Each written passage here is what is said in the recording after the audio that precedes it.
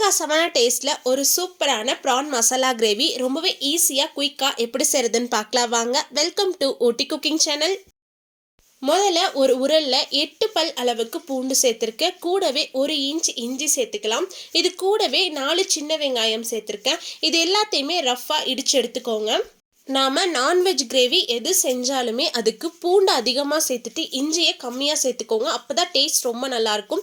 இஞ்சி அதிகமாக சேர்த்துட்டிங்கன்னா அந்த கிரேவியில் லைட்டாக அந்த கசப்பு சுவை தெரியும். ரொம்ப நைஸாக இடிச்சு எடுக்கணும்னு அவசியம் இல்லை. இந்த அளவுக்கு ரஃபாக இடிச்சு எடுத்தாலே போதும். இது இருக்கட்டும். அடுத்தது ப்ரான் மசாலா செய்யறதுக்கு நான் ஒரு கடாயில் 3 டேபிள் ஸ்பூன் அளவுக்கு எண்ணெயை சூடு பண்ணியிருக்கேன். எண்ணெய் நல்லா சூடானதும் இதில் ஒரு பிரியாணி இலை சேர்த்துக்கலாம். இது கூடவே 3 துண்டு பட்டை, 4 கிராம்பு, 2 ஏலக்காய் சேர்த்துக்கலாம். கூடவே அரை டீஸ்பூன் அளவுக்கு சோம்பு சேர்த்துருக்கேன். சோம்பு எண்ணெயில் நல்லா பொரிஞ்சு வந்ததும் 3 பெரிய சைஸ் வெங்காயத்தை நல்லா பொடியாக கட் பண்ணி சேர்த்துருக்கேன். வெங்காயம் அதிகமாக சேர்க்கணும், அப்போ தான் கிரேவி ரொம்ப நல்லா டேஸ்ட்டாக இருக்கும். இது கூடவே ஒரு பச்சை மிளகாய், ஒரு கொத்து கறிவேப்பிலை இலையை சேர்த்துக்கோங்க. வெங்காயம் நல்லா பொன்னிறம் ஆகிற வரைக்கும் எண்ணெயில் நம்ம நல்லா வதக்கி எடுக்கணும். பெரிய வெங்காயத்துக்கு பதிலாக சின்ன வெங்காயமும் யூஸ் பண்ணலாம். ஆனால் சின்ன வெங்காயத்தையும் நல்லா பொடியாக கட் பண்ணிட்டு யூஸ் பண்ணுங்க. அப்போ தான் மசாலா நல்லா ஒரு திக்கான கிரேவியாக உங்களுக்கு இருக்கும். வெங்காயம் இந்த அளவுக்கு நல்லா வதங்கி வந்ததும் இதில் நம்ம உரலில் இடித்து எடுத்து வச்சுருந்த இஞ்சி பூண்டு வெங்காயம் பேஸ்ட்டை சேர்த்துட்டு இந்த இஞ்சி பூண்டு வெங்காயத்தோட பச்சை வாசம் போகிற வரைக்கும் எண்ணெயில் நம்ம நல்லா வதக்கி எடுக்கணும். நீங்கள் இதுக்கு பதிலாக இஞ்சி பூண்டு பேஸ்ட் வேணாலும் 1 டேபிள் ஸ்பூன் அளவுக்கு நீங்கள் சேர்த்துக்கலாம். ஆனால் நம்ம உரலில் இந்த மாதிரி ஃப்ரெஷ்ஷாக இடித்து சேர்க்கும் போது அந்த டேஸ்ட்டும் ஃப்ளேவரும் ரொம்ப நல்லாயிருக்கும். ட்ரை பண்ணி பாருங்கள்.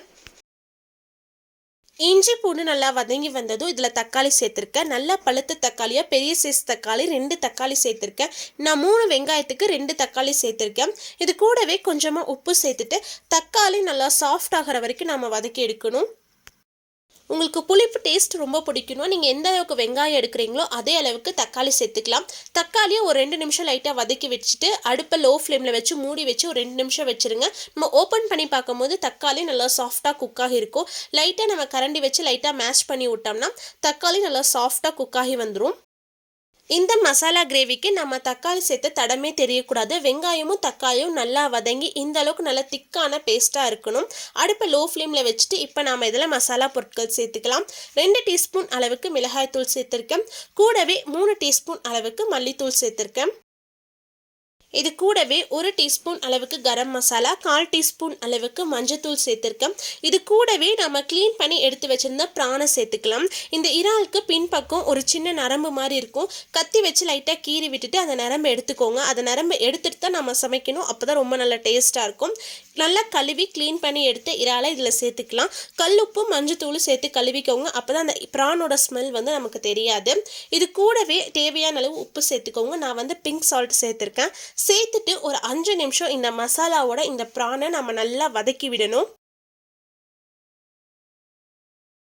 ஒரு 5 நிமிஷம் நம்ம நல்லா வதக்கி விட்டதுக்கு அப்புறமா மசாலாவோட ப்ரான் நல்லா மிக்ஸ் ஆகி வந்துடும்.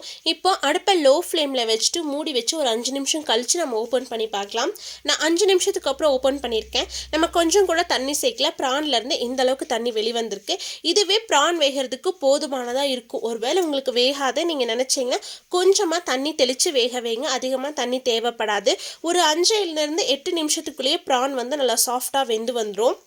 நான் ஒரு 2 நிமிஷத்துக்கு அப்புறம் ஓப்பன் பண்ணி பார்க்குறேன். ப்ரான் நல்லா சாஃப்டாக வெந்து நல்லா திக்கான மசாலா கிரேவி மாதிரி ஃபார்ம் ஆயிருக்கு. இந்த அளவுக்கு இருந்தால் தான் ப்ரான் மசாலா ரொம்ப நல்லா டேஸ்ட்டாக இருக்கும். நம்ம சேர்த்த எண்ணெய் எல்லாமே அந்த பாத்திரத்தோட ஓரங்களில் லைட்டாக மிதந்திருக்கும். இந்த அளவுக்கு இருந்தால் தான் ப்ரான் மசாலா ரொம்ப நல்லா டேஸ்ட்டாக இருக்கும்.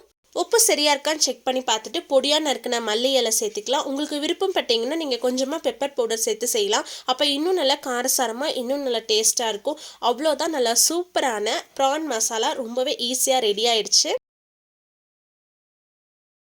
இந்த ப்ரான் மசாலா இட்லி, தோசை, சப்பாத்தி, சாதம் இது எல்லாத்துக்குமே சூப்பராக இருக்கும். முக்கியமாக ரச சாதத்துக்கு ஒரு சூப்பரான சைடிஷ்ஷாக இருக்கும். கண்டிப்பாக நான் சொன்ன ரெசிபியை நீங்களும் உங்கள் வீட்டில் செஞ்சு பார்த்துட்டு எப்படி இருந்துச்சுன்னு மறக்காமல் கீழே கமெண்ட்ஸில் சொல்லுங்கள். இந்த ரெசிபி செய்யறதுக்கு நம்மளுக்கு அதிகமாக டைமும் தேவைப்படாது. ப்ரானை நம்ம க்ளீன் பண்ணி வச்சுருந்தோம்னா சரியாக 8 இல்லை 9 நிமிஷத்துக்குள்ளே இந்த ப்ரான் மசாலாவை ரொம்பவே சூப்பராக ரெடி பண்ணிடலாம்.